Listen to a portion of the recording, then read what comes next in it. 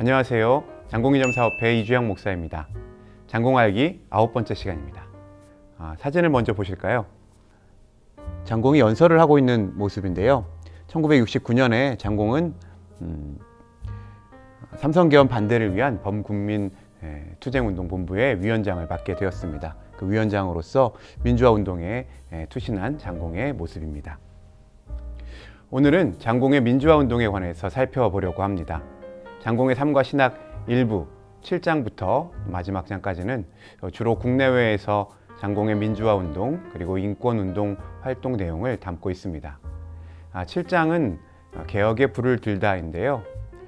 장공이 민주화운동에 적극적으로 관여하게 된 계기를 알 수가 있는 장입니다.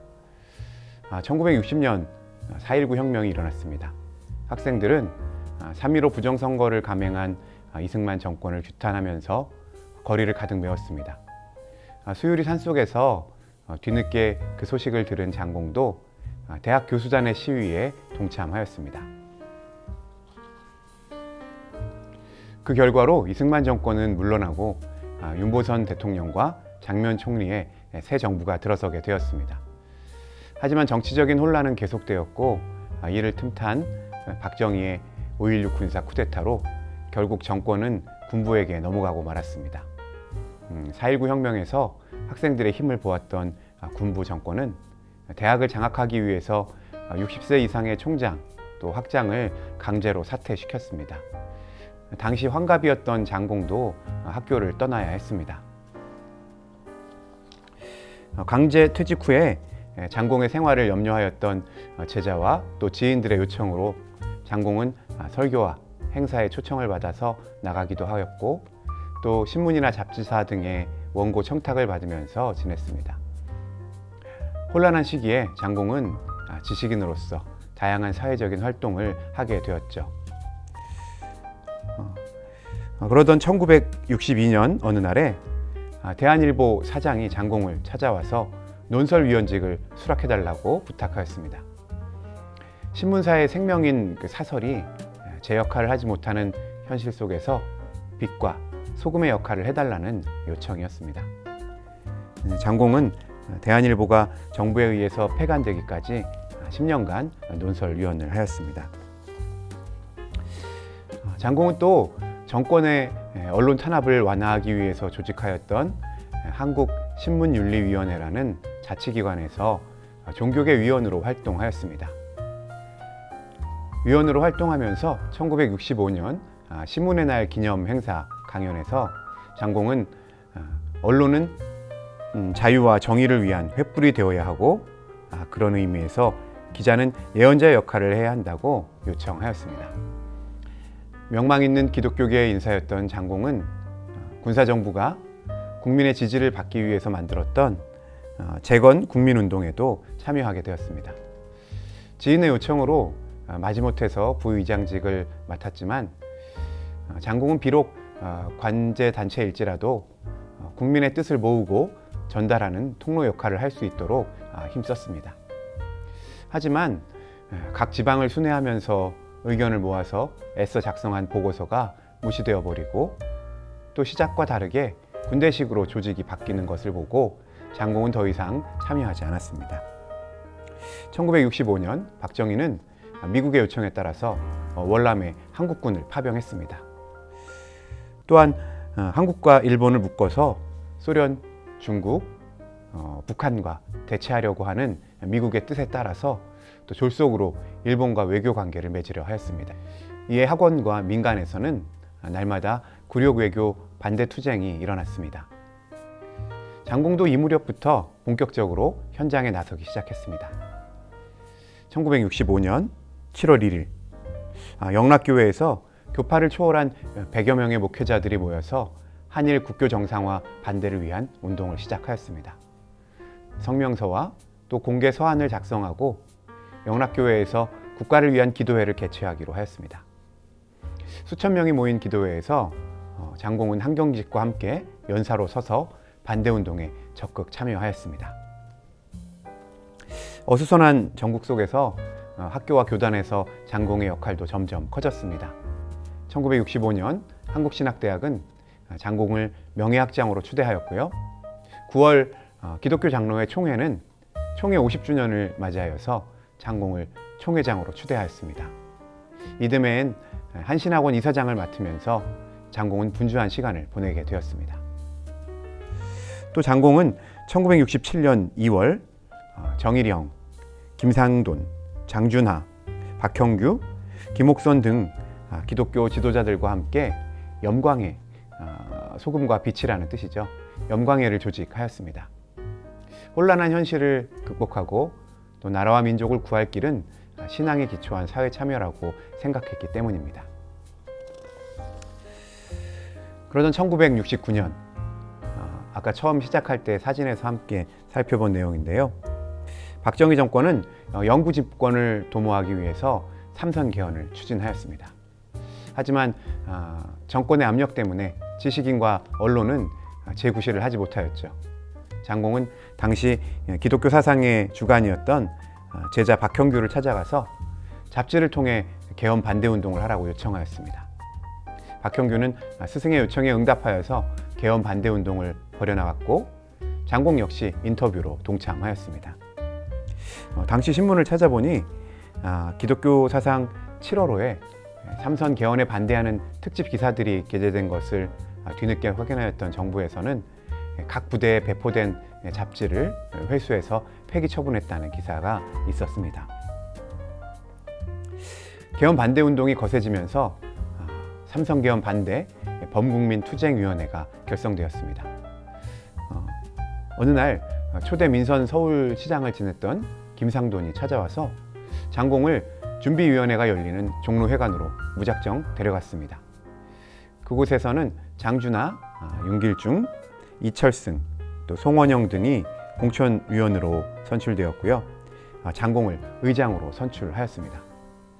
장공은 정치의 정자도 모른다고 말하면서 두세 번 거절하였지만 계속되는 간청에 결국 준비기간 동안만 일하는 조건을 달고 승낙하였습니다.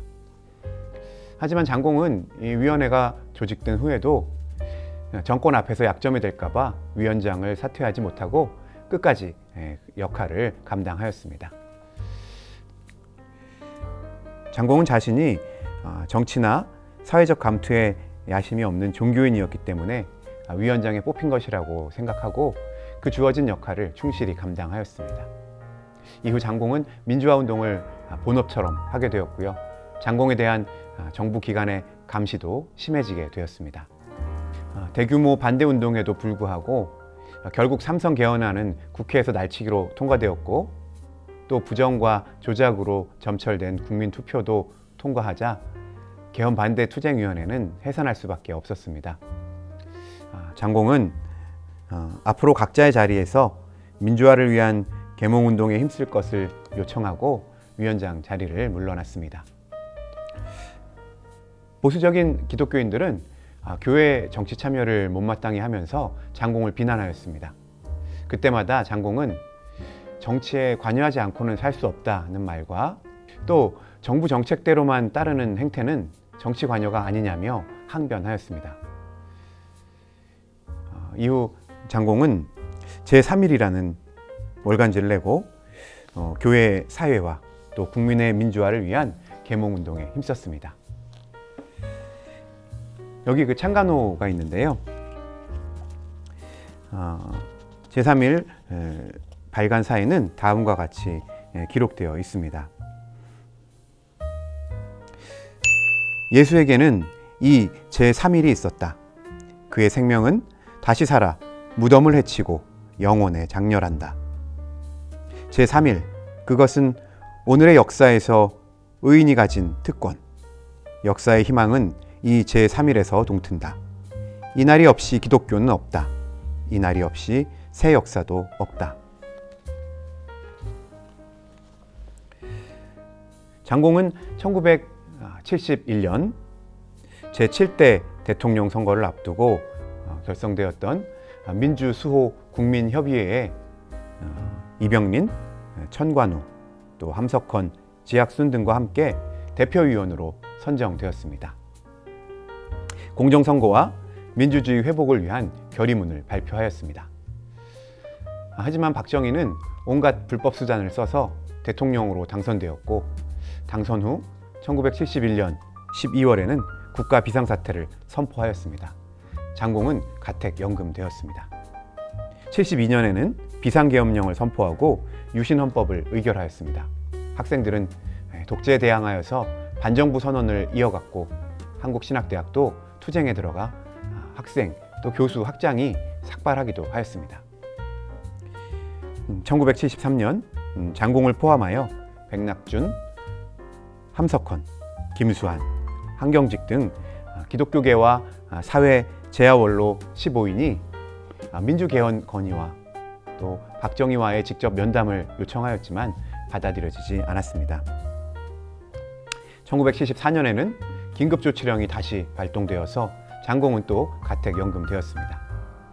장공은 이럴 바에야 해외로 나가야겠다고 마음먹고 1974년 3월 자녀들이 있는 캐나다로 출국하였습니다. 장공의 처사를 이해하지 못하고 섭섭해하는 사람들도 있었고, 장공 역시 고난당하는 동지들을 생각하면 마음이 편치 않았습니다. 하지만 70대 노구임에도 장공은 해외에서 활발한 민주화 운동을 이어갔습니다. 장공이 출국하자 정부는 제3위를 폐간시켰습니다. 하지만 장공은 캐나다에서 여러 사람의 도움으로 다시 제3위를 복간하고 1981년 60호까지 발간하였습니다. 1975년 장공은 뉴욕에서 발족한 한국을 위한 북미인권위원회의 명예회장으로 선출되었습니다. 해외에서 민주화 운동과 또 통일운동을 펼치는 인사들은 다양한 정치적 색깔을 갖고 있었고 갈등도 있었습니다. 장공에 대해서 잘 알고 있던 민주인사들은 장공의 넓은 포용력과 또 지도력이 필요하다고 생각하여서 회장으로 선출한 것입니다. 1976년 3월 1일 3.1 민주구국 선언문이 명동 성당에서 발표되었습니다.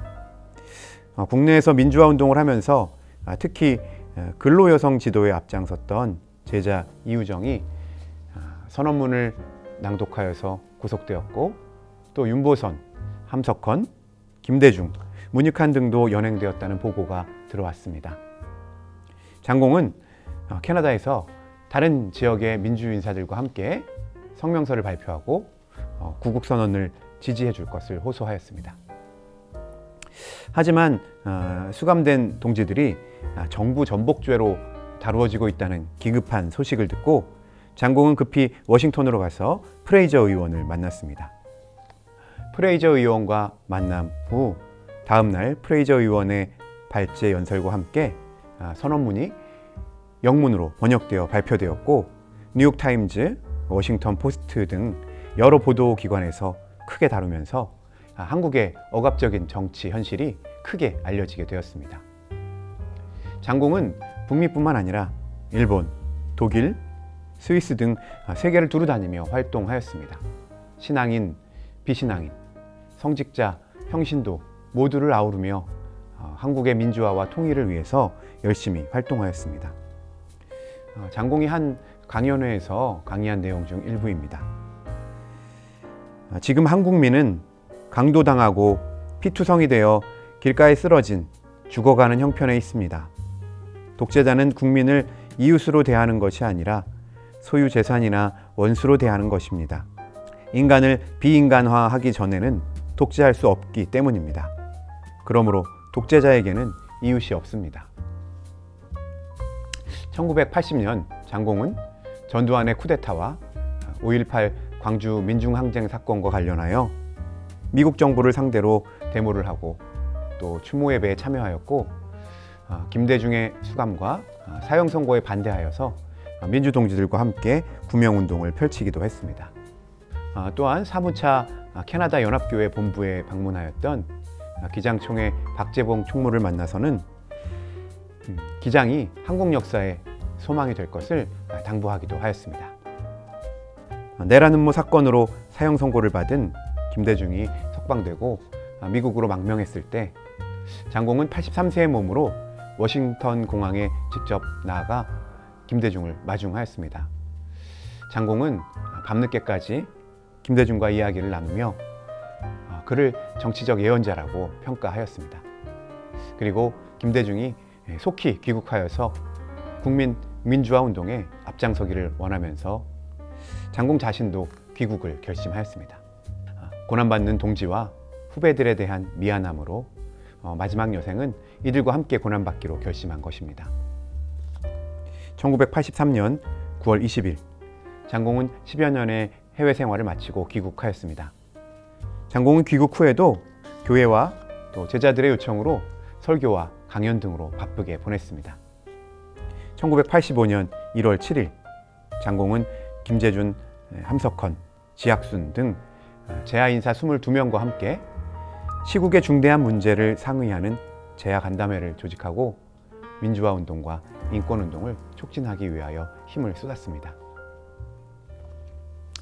장공은 왜 기독교인들의 오해를 받으면서도 민주화와 인권 운동에 적극적으로 참여했을까요?